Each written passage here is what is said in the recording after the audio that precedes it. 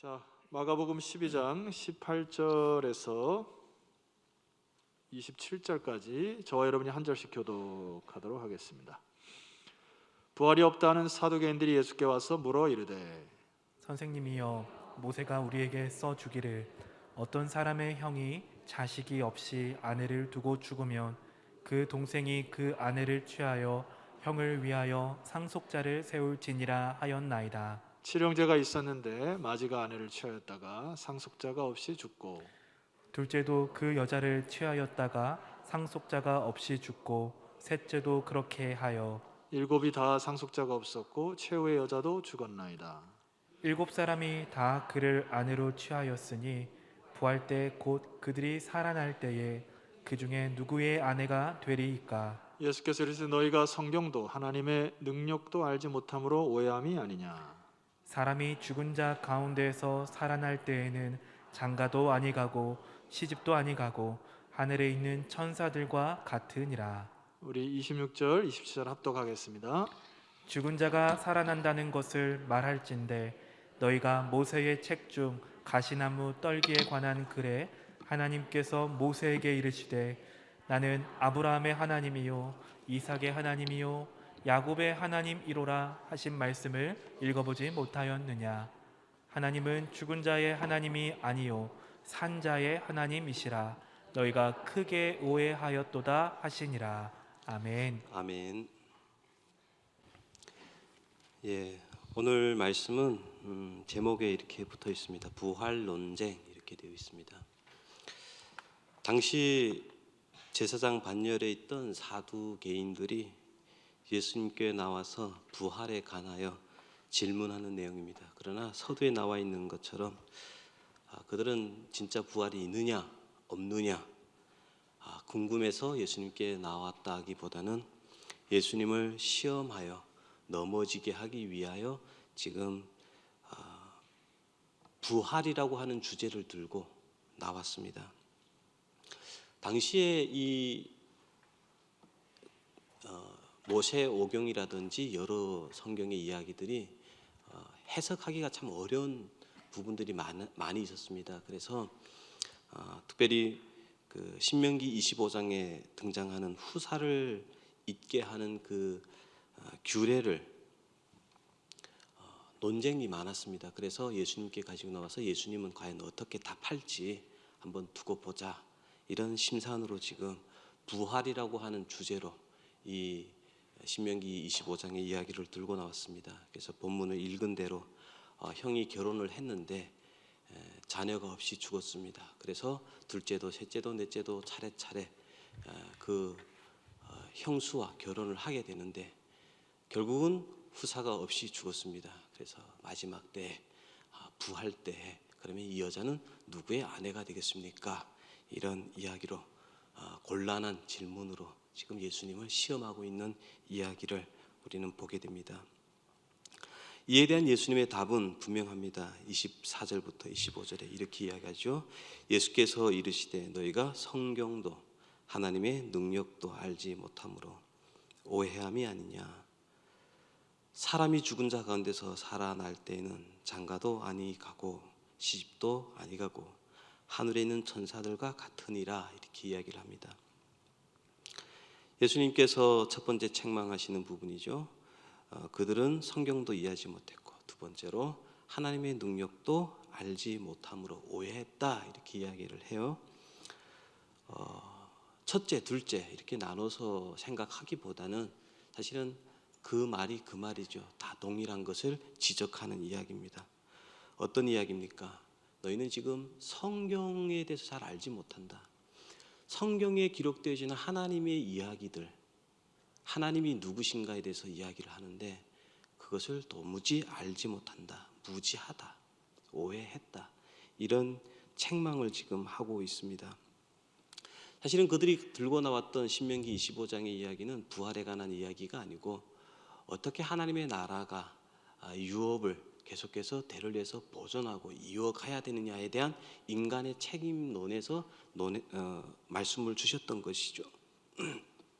그럼에도 불구하고 저들은 자신들의 생각에 갇혀 있습니다. 그래서 율법의 정신이나 하나님에 대해서 이해하지 못하고 오히려 오해를 해서 잘못된 그릇된 결론에 이르러 있는 그들의 모습을 지적합니다.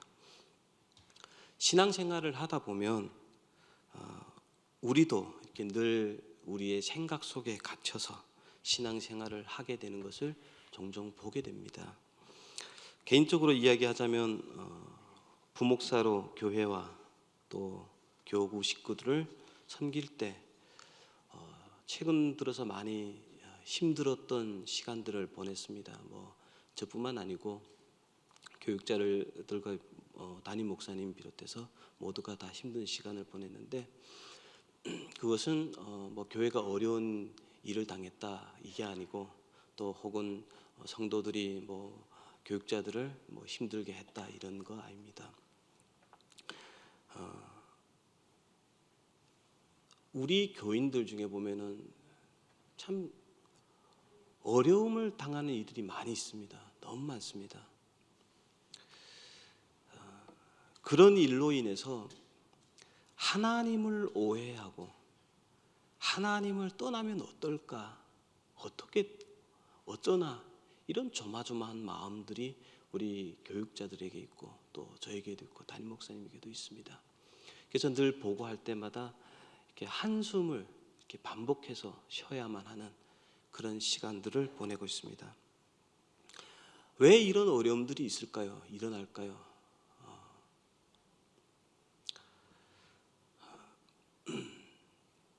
누구를 탓하기보다는 사실은 우리 모두는 죄로 오염된 이 세상의 질서와 이 세상의 상식 속에 그것을 밑그림을 가지고 우리는 신앙생활을 하게 됩니다. 우리는 어떤 존재입니까? 또 그리고 세상은 어떤 세상입니까? 사실은 죄로 오염되어서 가치와 또 원리가 모든 것이 뭐냐면요, 사망으로 이끌어가는 이 세상의 원리입니다. 그리고 우리는 그 속의 존재들이죠. 세상의 영향력을 우리는 벗어날 수가 없습니다. 그러다 보니까 종종 성경과 하나님에 대해서 우리가 제대로 이해할 수가 없죠. 방해 요소로 우리의 신앙에 작용을 한다라는 겁니다.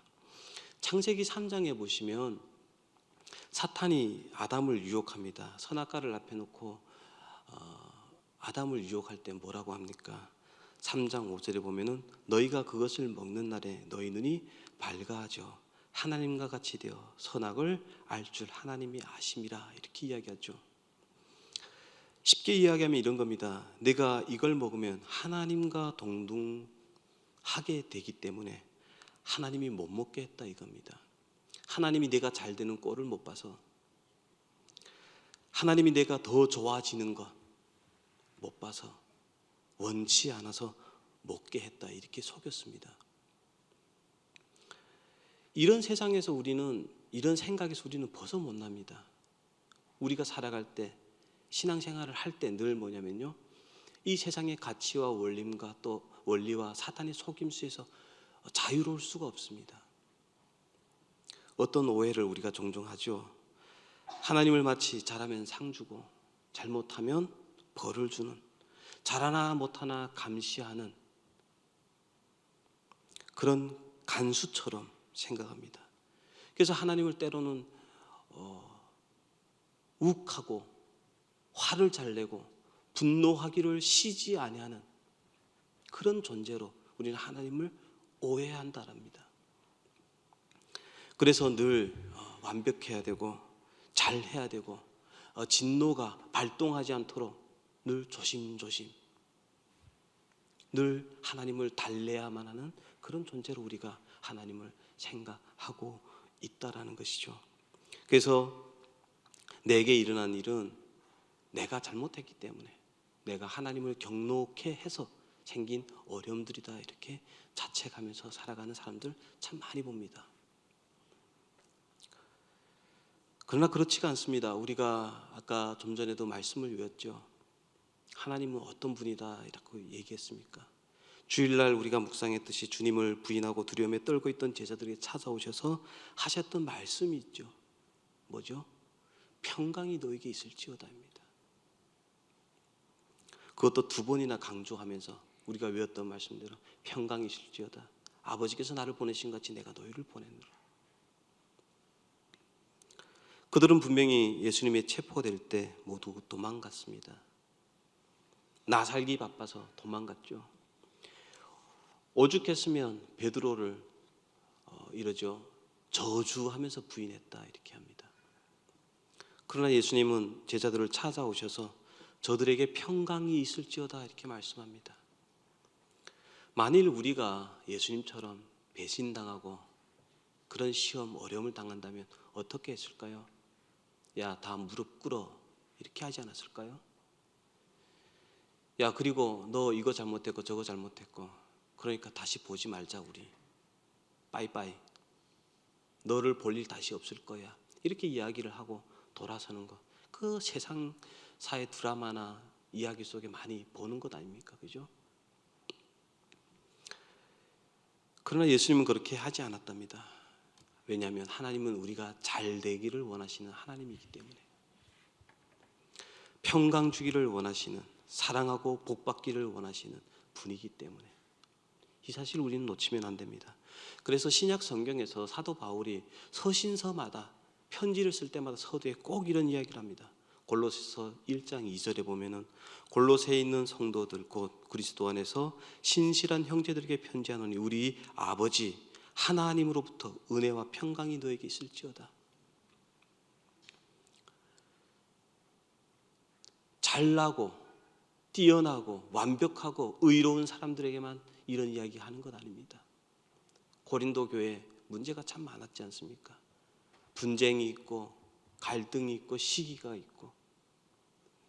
골로새서 1장 2절 3절에 보면 이렇게 기록되어 고린도에 있는 하나님의 교회 곧 그리스도 예수 안에서 거룩하여지고 성도라 부르심을 받은 자들과 또 각 처에서 우리의 주 곧 그들과 우리의 주 대신 예수 그리스도의 이름을 부르는 모든 자에게 하나님 우리 아버지와 주 예수 그리스도로부터 은혜와 평강이 있기를 원하노라. 갈라디아 교회도 그렇습니다. 처음 그렇게 뜨겁게 사랑하며 예수님을 쫓았던, 그래서 그 복음이 전부다라고 고백했던 그들이 지금은 다른 복음을 쫓았습니다. 근데 사도 바울이 그들에게도 은혜와 평강이 있을지어다라고 동일하게 이야기를 해요. 하나님은 우리를 구원하시며 복 주기를 원하시는 분이시지 우리가 잘 되는 것 배합하시는 분 아닙니다. 뛰어가는 것 다리 걸어서 넘어뜨리는 분 아닙니다. 민수기 6장에 참 대표적인 하나님이 어떤 분이냐라고 할 때 기록되어져 있는 말씀이 있죠. 여호와께서 모세에게 이르시되 아론과 그의 아들들에게 말하여 이르기를 너희는 이스라엘 자손을 이렇게 축복하여 이르되 이렇게 이야기합니다. 이렇게 축복해랍니다. 그러면서 함께 읽어보겠습니다. 24절, 25절, 26절 시작. 여호와는 내게 복을 주시고 너를 지키시기를 원하며 여호와는 그의 얼굴을 내게 비추사 은혜 베푸시기를 원하며 여호와는 그 얼굴을 내게로 향하여 드사 평강 주시기를 원하노라 할지니라 하라. 아멘. 아멘. 하나님이 이런 분이시다 이렇게 이야기를 해요. 신약 성경에도 동일한 약속이 나옵니다. 마태복음 7장 9절과 10절과 11절에 보면 너희 중에 누가 아들이 떡을 달라 하면 돌을 주며 생선을 달라 하면 뱀을 줄 사람이 누구냐 이거죠. 너희가 악할지라도 좋은 것으로 자식에게 줄 줄 알고는 하물며 하늘에 계신 너희 아버지께서, 하늘에 계신 너희 아버지께서 이겁니다. 목회자의 한 사람으로 또 내가 만난 하나님, 성경이 말하는 그 하나님을 참 전해주고 싶어요. 근데 오해할까 봐 늘 걱정이 됩니다. 여러분의 신앙에 무엇으로 기초를 삼아야 되느냐라고 할 때 이겁니다. 하나님이 우리 아버지가 되신다. 아픈 사람들 현재 참 많이 있습니다. 또 좌절에 빠진 분들도 많이 계시고 어려움들을 헤쳐나가야 할 분들 많이 있습니다. 그러나 이걸 놓치면 안 됩니다. 인생의 문제마다 하나님이 진짜 나를 사랑하시는 건 맞나? 하나님이 진짜 내 편을 들고 나를 사랑하기를 즐겨하시는 분 맞나? 이것에 계속 흔들리면 안 됩니다. 확신 가운데 있어야 됩니다. 평강 주기를 원하신 하나님. 그러면 우리가 늘 고민하는 그 문제를 우리는 어떻게 바라봐야 될까요?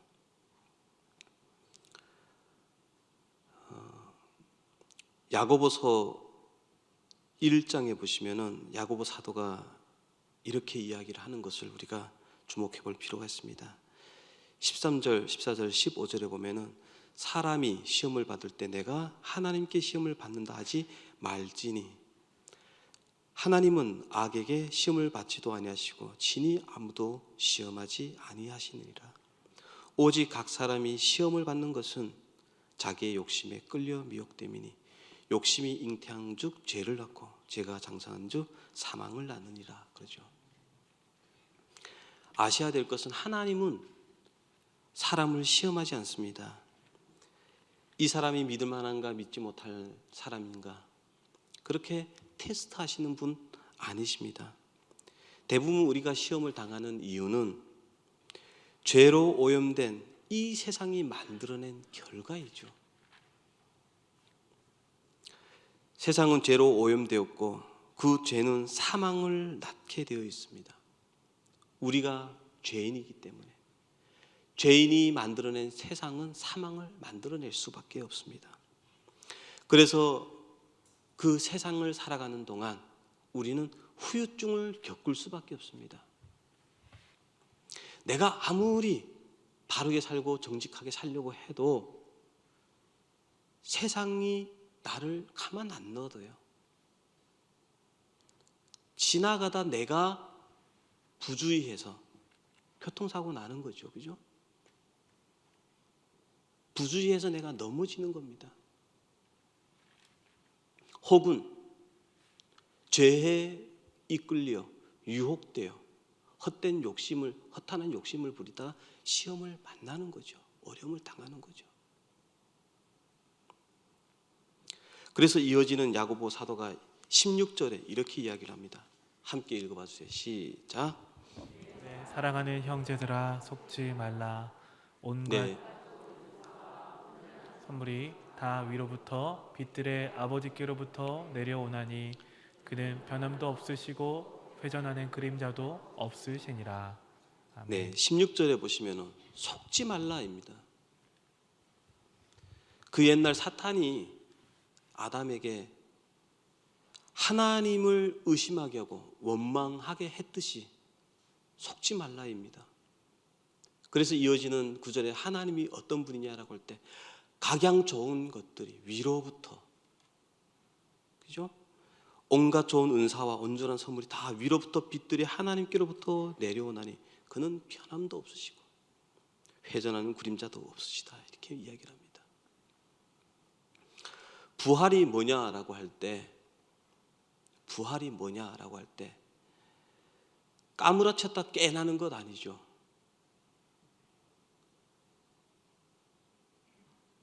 다시 살아나서 이 땅의 현상을 그대로 유지해가는 것 그거 아니죠. 부활은 고린도전서 보시면 사망을 삼켜버린다 이렇게 표현합니다. 사망을 삼키는 겁니다. 부활은 어떤 사망입니까? 지금의 현상, 죄가 들어와서 파괴가 있고 부패가 있고 사망이 있고 아픔이 있는, 그래서 혼탁해져 있는 이 모든 세상의 질서에 생명을 불어넣으시고 회복시키시고 평강을 주는 것, 평강을 만들어내는 것, 그게 부활이다 이렇게 이야기를 합니다. 이 땅의 현실을 만족하지 아니하시고 하나님께서 뭘 주기를 원하신다고요? 회복을, 생명을, 평안을 주기를 원하시는 것. 그게 부활이다 이렇게 이야기를 한다고 합니다.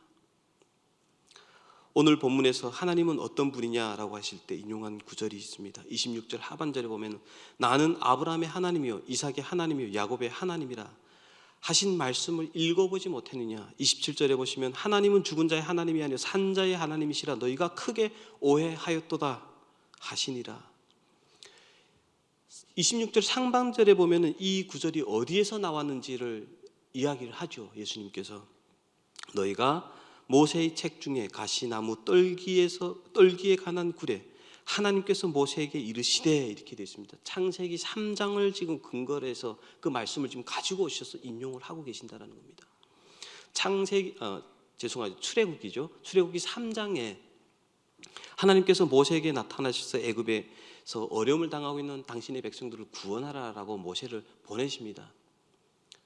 그때 너희의 조상의 하나님이 나를 너에게 보냈다 이렇게 소개하라라고 이야기를 합니다. 그랬더니 모세가 다시 묻죠. 그러면 그들이 하나님의 이름이 뭐라고 물으면 제가 무엇이라 대답을 해야 됩니까?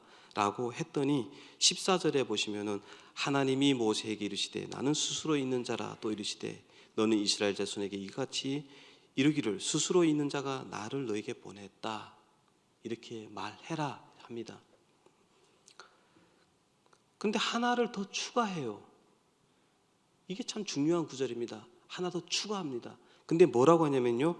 나는 너의 조상의 하나님 여호와 곧 아브라함의 하나님, 이삭의 하나님, 야곱의 하나님이다. 이렇게 소개를 합니다.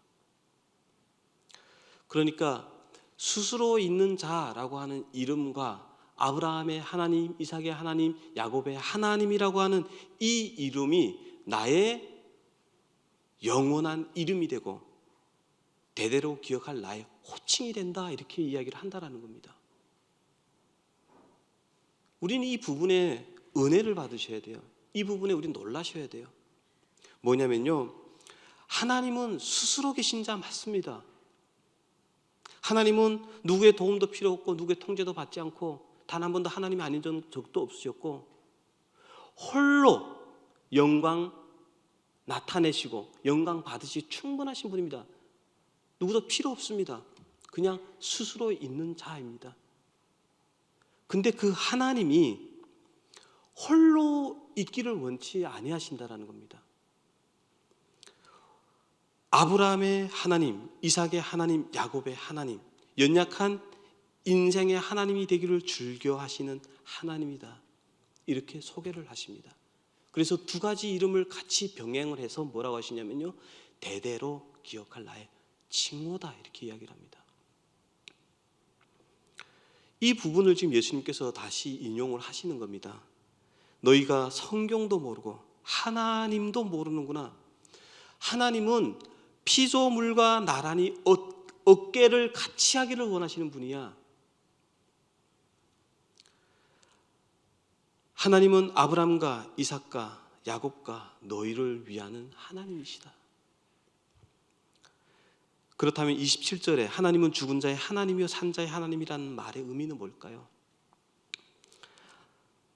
하나님과 아브람과 이삭과 야곱은 이 세상을 살다가 이 세상에서 죽어서 없어진 줄 알았는데, 그렇죠? 모든 사람이 가는 길이죠. 이 세상이 무엇을 만들어냅니까? 고통을, 아픔을, 좌절을, 결국에는 사망을 만들어내게 되어 있습니다. 결국 사망으로 치닫는 그것이 우리의 운명이고 그렇게 될 수밖에 없는 존재인 줄 알았는데 하나님은 생명을 불어넣어 주시고 영혼과 내세와 천상의 삶으로 이끄셔서 아브라함과 이삭과 야곱이 지금 살 수 있도록 은혜를 베푸신 하나님이다 이거죠. 그리고 그 하나님 지금도 그렇게 우리를 붙들고 계시는 분이다 이렇게 이야기를 합니다.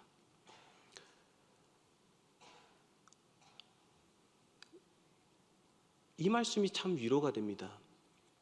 혼자가 아니고 그리고 여기서 끝이 아니고 계속해서 우리의 생명을 호흡하게 하시고 연장케 하시고 붙들어 주시고 누리게 하신 하나님. 이 세상에 살아갈 때 아프고 힘든 현실을 살아간다고 해서 그래서 결국 사망으로 끝날 것 같지만 하나님의 백성은 죽음으로 끝나지 않고 죽음으로 소멸되지 않고 현세와 내세 생명을 주시는 하나님. 산자의 하나님이다라고 할 때 산자의 하나님이라고 하는 그 의미는 죽음이 끝이 아닌 영생이 그의 운명이 될 수밖에 없도록 역사하시는 하나님, 이런 뜻이 있습니다. 저와 여러분의 신앙의 끝이 바로 이겁니다. 그래서 사도 바울이 그런 얘기를 했죠. 사망이나 생명이나 천사나 권세자들이나 현재일이나 장래일이나 능력이나 높음이나 깊음이나 다른 어떤 피조물도 우리를 그리스도 예수 안에 있는 하나님 사랑에서 끊을 수 없느니라. 죽음이 끝이 아닌, 이 땅의 아픔이 끝이 아닌 영생이 우리의 운명이 될 수 있도록 지금도 붙잡으시고 일을 하시는 하나님이십니다. 신앙의 기초가 이것으로 단단해졌으면 좋겠습니다. 아까 함께 읽었던 말씀처럼 여호와는 내게 복을 주시고 너를 지키시기를 원하시며 여호와는 그의 얼굴을 내게 비추사 은혜 베푸기를 원하시며 여호와는 그 얼굴을 내게로 행하여 드사 평강 주기를 원하시는 하나님. 우리가 만나는 이 세상의 문제들, 진짜 하나님 내 편 맞나? 진짜 나를 사랑하는 건 맞나? 그러면 왜 나는 이렇습니까? 더 이상 이런 질문 하지 마시고 의미가 없습니다. 계속 여기서 멈춰져 있다 하다 보면은 우리가 누릴 수 있는 건 못 누려요. 하나님은 오늘도 적극적으로 무한한 영광으로 우리를 이끄시는 분이심을 믿으시기를 바랍니다. 그래서 여러분의 현실이 하나님에 대한 기대와 또 말씀 안에 있는 약속으로 인해서 좀 낙천적으로 기쁨으로 살아내는 그런 복된 하나님의 사람들 다 됐으면 좋겠습니다. 더 이상 자책하지 마시고 흔들리지 마시고 산자의 하나님이 베푸시는 그 평강과 승리를 누리시는 저와 여러분 되기를 주의 이름으로 축원합니다.